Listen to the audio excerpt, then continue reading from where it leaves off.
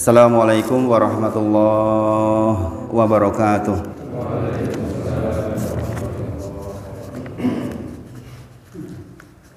Alhamdulillahi haqqa hamdi nahmaduhu wa nasta'inuhu wa nastaghfiruh wa na'udzu billahi min syururi anfusina wa min sayyiati a'malina may yahdihillahu fala mudilla lahu wa may yudlilhu fala hadiyalah. Asyhadu alla ilaha illallah wa asyhadu anna Muhammadan abduhu wa rasuluh. Allahumma sholli ala sayyidina Muhammad wa ala ali sayyidina Muhammad. Ya ayyuhalladzina amanu taqullaha haqqa tuqatih wa la tamutunna illa wa antum muslimun. Subhanaka la ilma lana illa ma 'allamtana innaka antal alimul hakim. Rabbi shrah li sadri wa yassir li amri wahlul 'uqdatam min lisani yafqahu qawli. Amma ba'd. Yang sepindah kita bersyukur kepada Allah atas semua nikmat yang Allah titipkan kepada kita.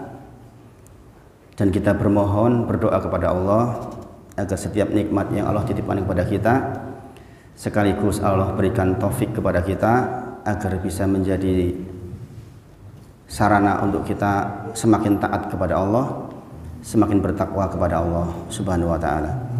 Salawat dan salam sekali lagi kita sampaikan kepada junjungan kita Nabi Agung Muhammad sallallahu alaihi wasallam.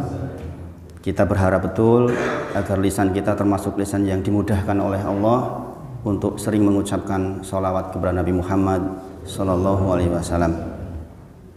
Kita tahu bagi siapapun yang pagi hari 10 kali bersholawat dan sore hari 10 kali bersholawat, insya Allah termasuk akan dimudahkan untuk mendapat syafaat dari Nabi Muhammad sallallahu alaihi wasallam.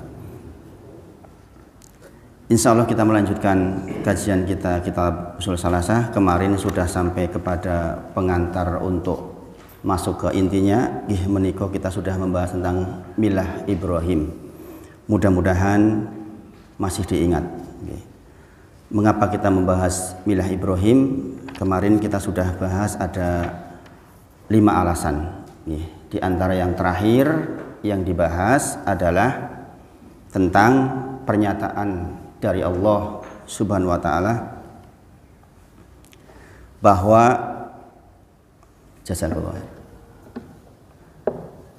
bahwa Nabi Ibrahim alaihissalam beliau bukanlah seorang Yahudi ataupun seorang Nasrani. Dalilnya di dalam surah Ali Imran ayat ke-67. Itu pembahasan kita terakhir. Menika makana Ibrahimu Yahudian wala Nasronian walakin kanu hanifa muslima wa makana minal musyrikin. Ini pernyataan yang sangat jelas bahwa Allah menyebut beliau Ibrahim alaihissalam bukanlah seorang Yahudi, bukan pula seorang Nasrani, akan tetapi walakin hanif, beliau adalah orang yang hanif, orang yang lurus, musliman, dia seorang muslim, orang yang berserah diri. Maka sekali lagi saya sampaikan bahwa agama di dunia ini hanya satu, yaitu berserah diri kepada Allah, yang kemudian kita kenal dengan istilah muslim. Maka kalau ditanya definisi muslim itu apa, adalah orang yang berserah diri kepada Allah. Pada zaman Nabi Isa ya menyerahkan diri kepada Allah beserta turunan Isa alaihissalam. Pada zaman Musa berarti berserah kepada Allah, mentauhidkan Allah dengan syariatnya Nabi Musa alaihissalam. Dan kita tahu Nabi Muhammad sallallahu alaihi wasallam adalah khatimul anbiya, bahwa semua yang ada di bumi hari ini harus mengikuti syariatnya Nabi Muhammad sallallahu alaihi wasallam. Bahkan termasuk Nabi Isa alaihissalam nanti ketika turun lagi, maka beliau juga alaihissalam mengikuti syariatnya Nabi Muhammad sallallahu alaihi wasallam, yang dia menjadi satu-satunya nabi yang akan sholat di belakang bukan nabi. Beliau nanti ketika turun, ketika akan sholat, maka yang mengimami adalah Imam Mahdi, menunjukkan bahwa syariat Nabi Muhammad sallallahu alaihi wasallam adalah syariat yang terakhir dan telah sempurna. Nanti kita akan pelajari di usul yang ketiga insya Allah tentang sejarahnya Nabi Muhammad beserta segala sesuatunya. Nah, kita sudah bahas itu kemarin. Hari ini insya Allah saya menegaskan kembali tentang keterangan tambahan terkait dengan milah Ibrahim. Tentang di kitabnya sudah kita baca kemarin, sudah sampai ke Faida khilalaka ma'usulu salasah sampai ke situ nggih, sampai di halaman 59 di awal-awal. Nah, ini kita masih bahas masalah itu. Beliau Syekh Muhammad bin Abdul Wahhab rahimahullah taala menjelaskan bahwa hakikat dari agama Ibrahim adalah, ini penekanannya nggih, kesimpulan dari yang kemarin adalah milahnya Ibrahim, agamanya Ibrahim yang kemudian Rasulullah disuruh mengikutinya, kita disuruh mengikutinya adalah menyembah Allah semata dan memurnikan ketaatan kepadanya. Jadi kita bahas kemarin muter-muter itu, sesungguhnya kesimpulan tebalnya adalah bahwa milah Ibrahim alaihissalam menyembah Allah semata dan memurnikan ketaatan kepadanya. Nah, kenapa Ibrahim alaihissalam yang diambil? Kita sudah jelaskan kemarin bahwa karena semua agama-agama langit, baik itu Yahudi, Nasrani, kemudian kita, bahkan kaum musyrikin sekalipun, itu menghormati Ibrahim, menghormati Ibrahim. Maka kemarin saya sampaikan, mungkin orang akan mengatakan saya nggak mau ikut kamu Muhammad, tetapi ketahuilah bahwa yang aku bawa, yang Rasulullah bawa, itu adalah agamanya Ibrahim alaihissalam, yaitu menyembah kepada Allah semata dan memurnikan seluruh peribadahan hanya kepada Allah saja. Jadi Bapak Ibu, ingat-ingatlah bahwa urat nadi agama kita itu di sini. Kita mau belajar apapun di bidang agama, setinggi apapun di bidang agama, ingat-ingatlah bahwa urat nadi yang kita pelajari itu ini, yaitu agar segala sesuatu aktivitas kita itu bernilai menyembah kepada Allah semata, memurnikan ketaatan hanya kepada Allah semata. Seringan itu sebenarnya. Jadi maka tolong ini betul-betul diinstal betul di dalam diri kita, sehingga kita akan merasakan setiap gerak langkah kita tuh benar-benar di dalam rangka mentauhidkan Allah. Karena ini yang dari dulu dibawa oleh para nabi. Nanti ditegaskan insya Allah. Atas hal ini, dalam kitab dikatakan atas hal ini Allah perintahkan kepada seluruh manusia, yaitu untuk menyembah kepada Allah saja. Allah berfirman, wa ma khalaqtul jinna wal insa illa liya'budun. Surah ke-51 ayat ke-56. Kalau jenengan nanti lanjutkan ayat-ayatnya itu di 57 58 ada keterangan yang sangat jelas bahwa segala aktivitas kita terkait dengan disebut di situ tentang masalah mencari rezeki. Innallaha huwa razzaqu dzul quwwatil matin. Saya Allah enggak butuh minta makan dari kalian. Kalian yang saya kasih rezeki. Maksudnya apa? Kita beraktivitas di dunia ini seringkali karena sebuah alasan ingin mendapatkan dunia yang baik, rumah yang baik, kendaraan yang baik, penghidupan yang baik, sehingga kadang-kadang kita tuh lalai dengan peribadahan kepada Allah, sehingga Allah ingatkan, saya tuh nggak minta makan kepada kalian, kalian yang saya kasih rezeki. Allah itu maha kuat, maha luas. Karena apa? Kebanyakan manusia itu dilalaikan oleh persoalan dunia ini, sehingga lupa tujuan penciptaannya adalah wa ma khalaqtul jinna wal insa illa liya'budun. Ini harus diingat-ingat Bapak Ibu sedaya, karena nggak kerasa nanti itu, ketika kita dibawa oleh pengaruh, naudzubillah, pengaruh iblis yang memang ditujukan untuk itu, masuk ke darah kita di dalam rangka untuk itu, melalaikan kita, akan lalai oleh urusan dunia itu. Maka coba nanti jenengan buka-buka lagi tafsirnya, di sini di kitab hanya disebutkan ayat ke-56, jenengan buka 57 58. Nanti jenengan akan tahu betapa lembutnya Allah mengingatkan kita. Karena sekali lagi, kadang-kadang kekayaan, kekuasaan, kedudukan itu seringkali membuat kita tuh lalai. Na'udzubillah. Maka bersyukurlah bagi orang-orang yang selalu dikasih soal sama Allah, yang dengan itu dia ingat kepada Allah Subhanahu wa taala. Karena kelalaian biasanya karena kelonggaran Bapak Ibu sedaya. Kita merasa longgar, merasa sangat sehat, merasa sangat berkecukupan. Ada satu kisah di mana orang mengatakan, saya itu hidup di dunia merasa sudah kurang berarti lagi. Kenapa?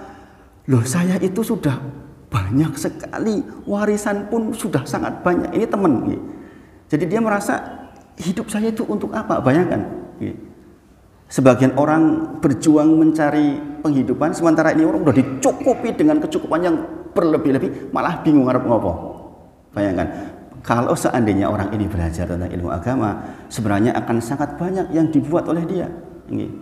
Betapa bermanfaatnya harta yang dia punya. Kalau seandainya yang bersangkutan belajar persoalan agami. Maka sekali lagi Allah tegaskan, wa ma khalaqtul jinna wal insa illa liya'budun. Nah, Bapak Ibu sedaya, liya'buduni, ibadah di situ maksudnya. Ini di kitab tauhid sudah diterangkan, nanti akan diterangkan, dijelaskan di bagian belakang insya Allah. Yang intinya adalah mentauhidkan Allah. Tentu saja tidak sesederhana itu, tetapi inti dari liya'buduni adalah inti dari beribadah kepadaku. Itu maksudnya adalah mentauhidkan Allah di seluruh aktivitas. Sebagian ulama mengartikan kata beribadah itu ismun jami'un ma yuhibbullahu wa yardha. Segala sesuatu yang Allah cinta dan Allah ridho, baik yang lahir maupun yang batin. Nanti itu penjabarannya di belakang insya Allah. Jadi prinsip ibadah hanya seperti itu saja sebenarnya. Kita mengukur Allah cinta atau ridho atau tidak. Insya Allah nanti kita bahas di belakang. Kemudian inilah hakikat dari agama Ibrahim alaihissalam, yang mana seluruh manusia bahkan jin diperintahkan oleh Allah untuk mengikutinya. Kemudian penulis mengatakan wa a'dhamu, dan hal teragung, ma amarallahu bihi, yang Allah perintahkan terkait dengan hal tersebut, at-tauhid, adalah tauhid, wa huwa, dan yang dimaksud tauhid adalah ifradullah bil ibadah, yaitu mengesahkan Allah di dalam peribadahan. Itu di kitabnya ada keterangannya nih, ifradullah itu mengesahkan Allah di dalam peribadahan. Nah, saya jelaskan maksud dari kalimat ini, bahwa tauhid itu adalah hal teragung yang Allah perintahkan kepada seluruh umat manusia, yang risalahnya dibawa oleh seluruh nabi. Teramat sangat banyak di dalam Al-Quran ayat-ayat yang menunjukkan bahwa hal teragung yang Allah perintahkan atas kita adalah tauhid. Maka sekali lagi, kita sedang belajar urat nadinya agama kita, yang dengan itu kita meninggal, yang dengan itu kita dibangkitkan, yang dengan itu kita mendapatkan rahmatnya Allah, yang dengan rahmat Allah itu kita masuk surganya Allah Subhanahu wa ta'ala. Ingat, saya tidak katakan yang dengan amal kita masuk surga, yang dengan rahmat Allah. Yang rahmat Allah itu diundang dengan tauhidnya kita. Jangan sekali-kali mengklaim kita masuk surga karena amal kita terlalu kecil. Maka Rasulullah pun ditanya, termasuk engkau ya Rasulullah tidak masuk surga? Iya, kecuali karena rahmat Allah, dan Allah sudah rahmati aku. Sangat dipahami, Jadi jangan sampai kita merasa kalau kita sudah rajin ke masjid, sudah rajin sholat malam, kemudian kita klaim amal saya banyak kok, pantaslah saya masuk surga. Tidak demikian. Allah berfirman di dalam surah An-Nahl ayat 36. Surah An-Nahl ayat 36. Ini di awal-awal kitab tauhid sudah disebutkan. Walaqad ba'asna fi kulli umatin rasulan an ibudullah wajtanibut taghut. Bapak Ibu sedaya, sepindah malih, waktu kita di dunia itu sempit sedikit. Jangan sampai waktu kita keambil untuk hal-hal yang tidak perlu. Min husni islamin mar'i tarkuhu malayakni, kata Rasulullah. Di antara indahnya Islam seseorang, tidak ikut-ikutan ngurusi yang bukan bagiannya. Jenengan kalau melakukan sebuah tindakan, ini kira-kira terkait dengan kepentingan saya dunia akhirat atau tidak? Karena hari ini sangat mungkin kita terambil waktunya begitu banyak untuk hal-hal yang tidak perlu, lewat WA, lewat YouTube, lewat Facebook, macam-macam. Ingat-ingatlah bahwa Rasulullah dan para nabi diutus untuk ini. Walaqad ba'asna fi kulli ummatin rasulan an ibudullah wajtanibut taghut. Maka kita waktunya konsentrasi ke sana, maksud saya. Agar waktu kita benar-benar konsentrasi menuju ke persoalan ini, yang persoalan utama ini. Bahwa kita harus sangat memperdalam terkait dengan kajian tauhid. Maka kalau jangan perhatikan, dai-dai salaf itu di mana-mana yang dibahas mesti yang paling ditekan 50% di antara dakwahnya adalah persoalan tauhid. Karena memang inilah hal teragung yang Allah perintahkan kepada setiap nabi. Sepindah mali surah An-Nahl ayat 36, walaqad ba'asna fi kulli ummatin rasulan an ibudullah wajtanibut taghut. Kalau jenengan kemudian buka tafsir, katakanlah jenengan buka tafsir Ibnu Katsir misalnya. Ayat ini, ayat 36 ini, tafsirnya dimulai disambungkan dengan ayat ke-35 sampai ke-37. Nanti jenengan coba buka-buka. Sekarang mudah, Pak. Tafsir Ibnu Katsir nggak perlu jenengan buka kayak dulu saya. Saya dulu ketika nikah kebetulan salah satu yang saya titipkan untuk istri itu kitab tafsir Ibnu Katsir dulu tuh. Banyak segini kan, tebel. Sekarang tinggal gampang banget, tinggal buka. Sudah ada Android tafsir Ibnu Katsir surah An-Nahl ayat ke-36 muncul sudah. Muncul, sudah ada. Tinggal jenengan baca. Itu yang saya bilang. Jangan sampai buang waktu yang lain-lain kalau ini aja yang kayak ini belum dibaca. Saya berharap betul saya ngaji pagi ini dengan panjenengan itu hanya menstimulasi supaya jenengan lebih banyak lagi belajar di rumah. Saya dipahami ini. Enggak cukup kalau hanya ngaji seperti ini. Jenengan ketika mendengar informasi, oh An-Nahl 36 buka di rumah terkait dengan An-Nahl 36. Apa sih tentang apa sih ini gitu kan? Karena kalau hanya letterlek seperti ini saja kurang saya katakan. Kurang, tetapi tentu saja kalau diterangkan di dalam kajian seperti ini waktunya nggak bakal cukup. Di antara yang sangat menarik dengan ayat ini, di ayat ke-35-nya itu Allah itu mensitir tentang orang-orang musyrikin yang mengatakan, kalau Allah berkehendak untuk kami menyembah kepadanya, gampang buat Allah kan. Jadi seolah-olah mereka itu mengatakan bersandar ke takdir. Itu kan kehendak Allah, saya nggak menyembah Allah, terserah Allah saja. Kenapa kamu ikut-ikutan rewel memberitahukan kepada kami untuk menyembah Allah? Allah sendiri berkehendak saya nggak menyembahnya. Bayangkan, dahsyat kan, mengerikan orang-orang musyrik cara berpikirnya. Dan hari ini ada loh orang seperti itu. Hari ini tuh berkembang pemikiran seperti ini. Sampai semalam kalau jenengan sempat, saya semalam sempat lihat TV One sebentar terkait dengan persoalan LGBT itu. Kenapa? Saya merasa berkeperluan. Itu yang saya bilang, tarkuhu malayakni. Mungkin itu bagi sebagian orang nggak perlu, tapi saya berkebutuhan dengan itu. Bayangkan, ada seorang yang diundang mengatakan itu kan tafsirnya ente, tafsirnya kamu ke kiai loh, yang dia doktor di bidang fikih. Subhanallah, sebegitu mudahnya orang zaman sekarang tanpa ilmu mengatakan itu kan tafsirnya kamu, Pak. Loh, mengerikan sekali. Orang menjadi mufasir itu bukan main-main. Kenapa seorang dokter pun mengatakan kata Ibnu Katsir rahimahullah, dia tidak mengatakan kata saya. Itu melewati sebuah aturan yang panjang untuk jadi mufasir. Nah, kok tiba-tiba ada orang mengatakan, lah itu kan tafsirnya ente, tafsirnya kamu saja begitu. Banyak tafsir yang lain. Subhanallah, Pak. Bayangkan, anak-anak keturunan kita tuh mendengar yang seperti ini loh. Kalau kita nggak bentengi tauhid, subhanallah, mengerikan di masa yang akan datang. Ini benar-benar sungguh-sungguh sudah akhir zaman, di mana pemikiran itu keluar semuanya tanpa tedeng aling-aling, karena setiap orang bisa berucap di media sekarang. Mudah-mudahan anak keturunan kita dilindungi dari yang demikian. Kita yang ngaji seperti ini, Pak Bu, mudah-mudahan termasuk yang keturunannya nanti berkumpul di surga Aden, seluruhnya insya Allah.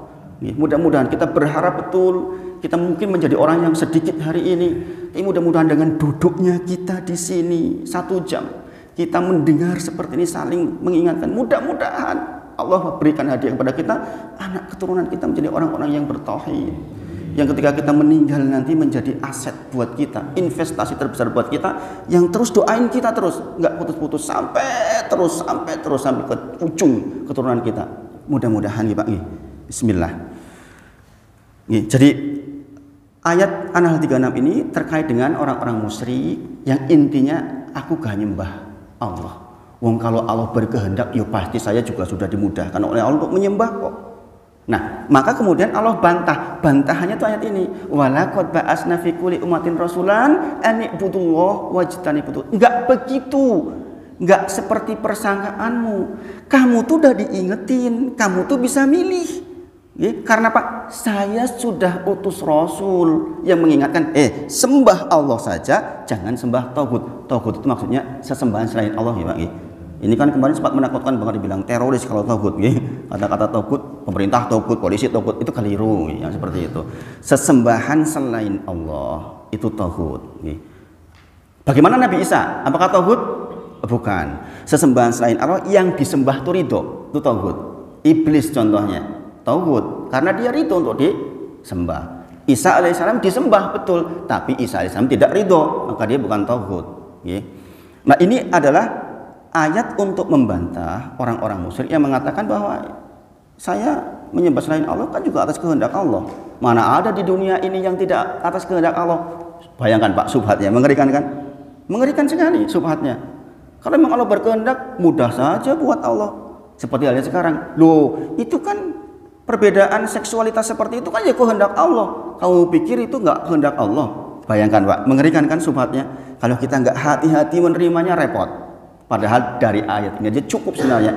Sudah dikirim pengingat untuk kalian bahwa jangan sembah selain Allah. Ini bantahan yang sangat bagus, yang kalau orang mau membuka pikiran sangat mudah dipahami, ya Pak. Sangat mudah dipahami. Wong udah diutus kok pengingatnya, kok ngengkel, kan gitu. Bisa dipahami ya?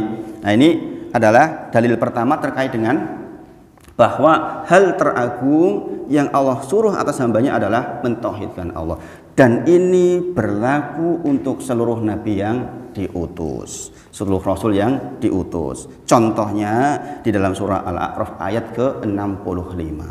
Ini jangan juga buka ya, surah Al-A'raf ayat ke-65. Allah berfirman, wa ila adin, kepada kaum Ad akhahum Huda, disuruh didatangkan, diberi Rasul Hud. Jadi dikatakan walaqad ba'asna fi kulli umatin, kepada setiap umat diutus Rasul. Di dalam kasus kaum Hud, kaum Ad diutus Hud alaihissalam. Apa perkataannya? Perkataannya secara umum sama seluruh nabi, yaitu Qala, Hud berkata kepada kaumnya, ya qaumi budullaha malakum min ilahin ghairuh afala tatakun. Kata Hud alaihissalam, wahai kaumku, sesungguhnya sekali-kali enggak ada sesembahan untuk kalian kecuali Allah saja. Tuh, sama perkataannya. Setiap nabi itu membawa urusan besar ini. Adapun syariatnya memang beda-beda.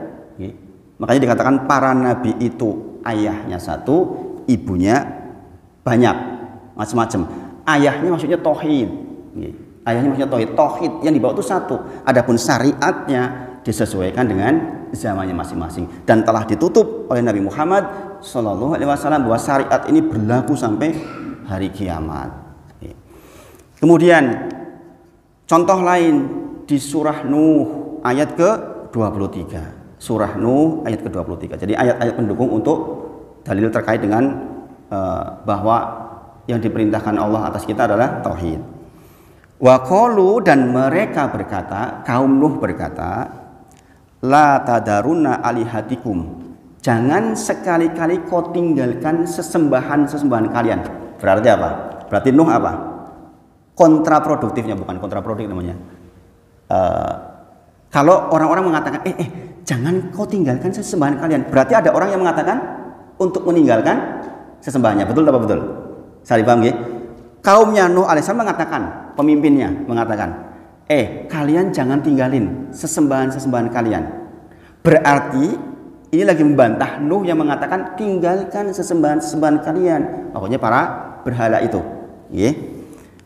Kemudian dikatakan wala tadarruna, dan jangan kalian tinggalkan Wad, wala Suwa, wala Ya'uq, wala Nasr, wala Yahus. Ada berapa tuh? 5. Jangan kau tinggalkan Wad, jangan ditinggalkan pula Suwa, jangan ditinggalkan Yahus, jangan ditinggalkan Ya'uq, jangan ditinggalkan Nasr.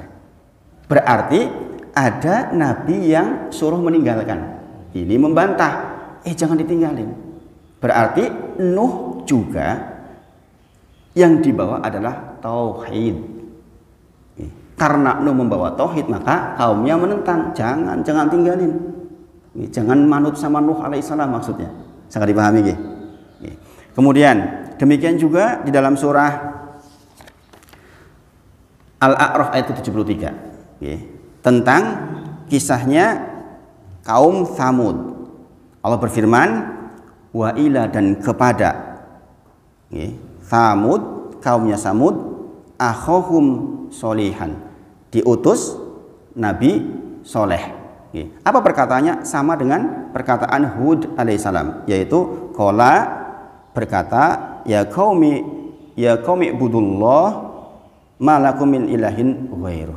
Sekali-kali tidak ada sesembahan untuk kalian kecuali hanya Allah saja. Jadi sekali lagi, sungguh beruntung kita diberi taufik oleh Allah untuk belajar yang sedemikian. Seandainya Allah nggak beri taufik kepada kita, mungkin kita nggak akan belajar tauhid. Dan itu sangat mengerikan untuk kehidupan kita. Di luar sana masih begitu banyak orang yang tidak bisa menikmati yang sedemikian ini. Sungguh tentu saja berbeda antara orang yang sudah belajar tauhid secara penuh dengan yang tidak, sangat berbeda, Pak. Bisa jadi kehidupannya terombang-ambing, tidak jelas, teramat sangat banyak orang yang diberi keuntungan dengan harta yang sangat banyak, tetapi hidupnya nggak banyak artinya. Saya menyaksikan sendiri begitu banyak.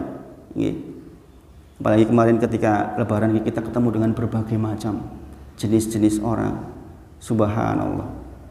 Ada yang berbangga-bangga dengan kendaraan yang dia miliki, ada yang berbangga-bangga dengan rumah yang dia miliki. Padahal itu semua fasilitas sebenarnya untuk apa sih kalau bukan untuk ibadah kepada Allah? Ini apa? Betapa bertauhid itu menjadi bagian yang penting. Nah, di dalam kitab syarahnya dikatakan, begitu juga dengan nabi-nabi lainnya, mereka seluruhnya diperintahkan oleh Allah untuk menyerukan tauhid kepada umat mereka masing-masing. Nanti kita akan belajar di belakang tentang bahwa Rasulullah itu untuk seluruh umat. Kalau ini kan masing-masing khosoh. Hud ya untuk kaumnya, Lut ya untuk kaumnya, tapi Rasulullah untuk seluruhnya.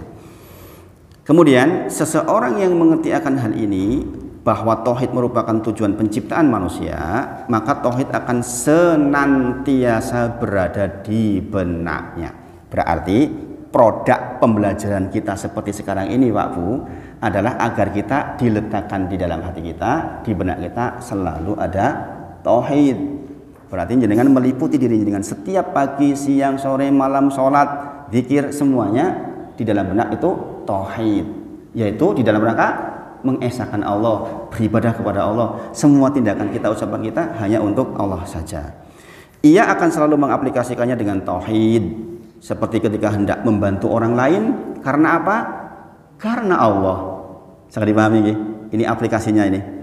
Ia akan berpikir apakah yang ia lakukan ini karena Allah ataukah tidak. Begitu juga saat mengunjungi orang tua kemarin kita, kemudian saudara atau kerabat, dalam rangka apakah kita ke sana? Ia akan berpikir apakah yang dilakukan karena Allah atau tidak, berkunjung karena Allah atau tidak, atau karenanya ikut-ikutan saja lah ya, wong musim do berkunjung ya berkunjung saja. Startnya itu sudah berbeda nih. Kalau orang bertauhid itu sudah niatnya karena Allah. Di antara doa yang selalu saya panjatkan ketika menghadiri sebuah tempat, Pak, termasuk tempat ini, termasuk kalau berkunjung ke saudara atau kemanapun, di antara doa yang saya lakukan adalah Bismillah, semoga berdoa ya Allah agar kedatanganku menjadi barokah buat yang didatangi dan barokah buat kami sekeluarga. Ini penting, Pak.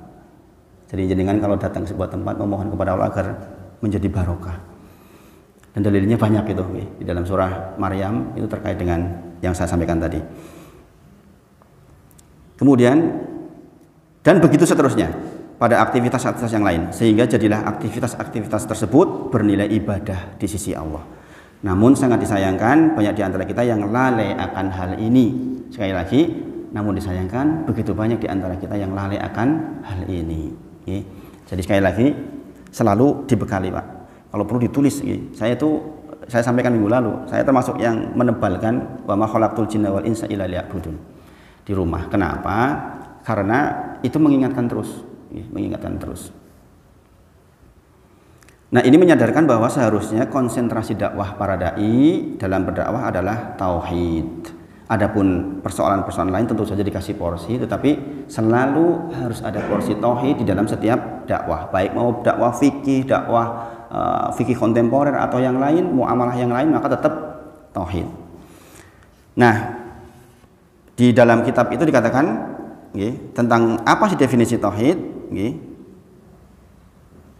Syekh mengatakan yaitu mengesahkan Allah dalam ibadah. Artinya adalah semua ibadah hanya untuk Allah. Di dalam kitabnya dikatakan wa a'dhamu ma naha anhu asyirku. Kemudian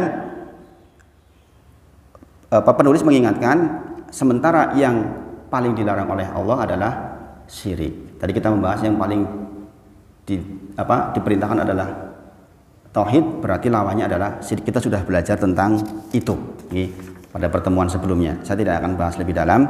Saya hanya akan menyampaikan bagian terakhir dari pengantar ini adalah dalil terkait dengan surah An-Nisa ayat 36. Wa'budullaha wa la tusyriku bihi syai'an. Jadi akhir kitab bagian bawah itu dikatakan wa dalilu qaulu ta'ala, adapun dalilnya adalah wa'budullaha wa la tusyriku bihi syai'an. Surah An-Nisa ayat ke-36. Nah, di dalam ayat ini mengandung dua hal pokok yang paling penting. Yang pertama, jangan kalian menyekutukan Allah dengan syai'a, apapun. Maksud apapun di sini adalah menyangkut segala sesuatu, termasuk diantaranya adalah para nabi, para malaikat, wali, pohon, jin, mayat dan selainnya. Jadi kata-kata syai'an di situ berarti dengan segala sesuatu apapun. Kemudian wala tusyriku itu maksudnya dengan syirik bentuk apapun, mau syirik akbar, mau syirik kecil, mau syirik khafi, mau syirik jali, dan segala bentuk syirik lainnya, maka itu tidak diperbolehkan. Maka dalilnya adalah wa'budullaha wa la tusyriku bihi syai'an. Jadi saya terangkan secara umum saja. Suruk jam berapa? 45.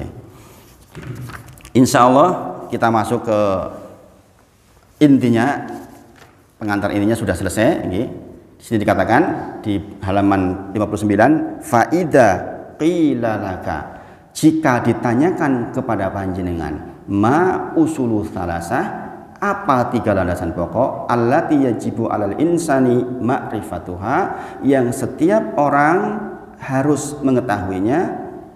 Fakul, katakan, ma'rifatul abdi rabbahu, seorang hamba mengenali Rabbnya, wa dinahu, mengenali agamanya, wa nabiyahu Muhammadan sallallahu alaihi wasallam, dan mengenal Nabi Muhammad sallallahu alaihi wasallam. Ini yang akan kita bahas untuk kajian usul salasah. Sampai di sini insya Allah yang sudah lewat saged dipahami. Saged nggih.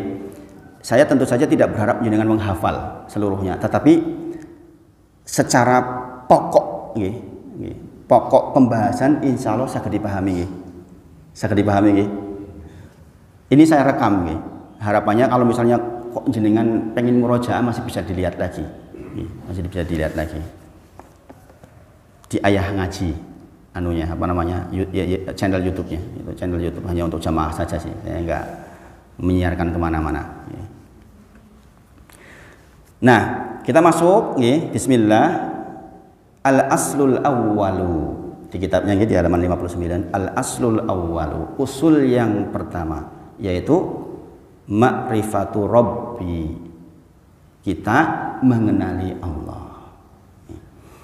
Kemudian di sini penulis mengatakan faida qila laka, jikalau ditanyakan kepada panjenengan, marrobuk, siapa Rabbmu? Ini pertanyaan kita pertama di alam kubur, masih ingat marrobuk, siapa Tuhanmu, siapa Rabbmu? Fakul, katakan, Rabbiyallahul ladzi Rabbani warrabbani jami'al alamin bini'amihi. Jikalau ditanyakan kepada panjenengan siapa Rabb panjenengan, katakan Rabbi Allah, Robku adalah Allah. Alladzi yang dia itu Robbani telah mentarbiyahku. Robbani maksudnya mentarbiyah. Wa Robbi dan telah mentarbiyah jami'al alamin seluruh alam semesta bini amihi dengan nikmat-nikmatnya. Saya dipahami sampai di sini, arti perkatanya. Jadi ini dengan pahami betul. Karena ini yang akan ditanyakan malaikat kepada kita. Kalau ditanyakan kepada panjenengan, siapa Robmu? Jawablah, Robbi ya Allah. Rob saya adalah Allah. Dialah Allah yang telah mentarbiyahku dan mentarbiyah seluruh alam semesta dengan nikmat-nikmatnya. Pertanyaannya sekarang, maksud tarbiyah di situ apa? Maksud Robbani di situ apa maksudnya? Tarbiyah itu maksudnya begini. Dialah Allah yang telah mengadakan kita dari yang sebelumnya tidak ada. Kita dulu tidak ada, Pak. Sama sekali nggak ada kita dulu. Kita bukan makhluk yang azali. Kita adalah makhluk yang dulunya nggak ada sama sekali. Nggak dikenali yang namanya wahid dulu. 50 tahun yang lalu nggak ada. Zat yang bernama kita semua ini nggak ada. Dalam surat An-Nisa dikatakan hal ata 'alal insani hinum minad dahri lam yakun syai'am madhkura. Ingatlah di masa lalu di mana kalian itu tidak bisa disebut sebagai syai'an, nggak bisa disebut sebagai apa-apa. Bayangin. Berarti ada zat yang menjadikan kita ada. Wasilahnya adalah kedua orang tua kita. Ya 50 tahun yang lalu mungkin bapak ibu saya saja belum berencana membuat saya. Jenengan juga mungkin 70 tahun yang lalu belum ada sama sekali. Maka mentarbiyah maksudnya diantaranya adalah mengadakan yang tadinya belum ada. Kemudian memberikan seluruh fasilitas kepada kita, penglihatan, pendengaran, semua. Sehingga berjalanlah kehidupan ini sampai nanti akhirnya kita dipanggil kembali. Jadi ini sudah masuk ke suruh. Saya hanya sampaikan pengantar ini saja dulu, bahwa usul yang pertama adalah terkait dengan pertanyaan siapa Robmu. Kita menjawab Rob saya adalah Allah, yang dialah Allah itu zat yang telah mentarbiyahku dan nanti mentarbiyah seluruh alam semesta sebagai bagian dari fasilitas untuk kita agar kita bisa beribadah kepada Allah. Demikian yang disampaikan pagi ini, mudah-mudahan sangat dipahami dan mudah-mudahan kita ditemukan oleh Allah lagi di kajian berikutnya dan dimudahkan di dalam segala macam urusan. Sebelum bertanya saya tutup dulu, nanti kalau mau bertanya silahkan dilanjutkan. Wa akhiru da'wana alhamdulillahirabbil alamin. Assalamualaikum warahmatullahi wabarakatuh. Monggo kalau bertanya, Pak.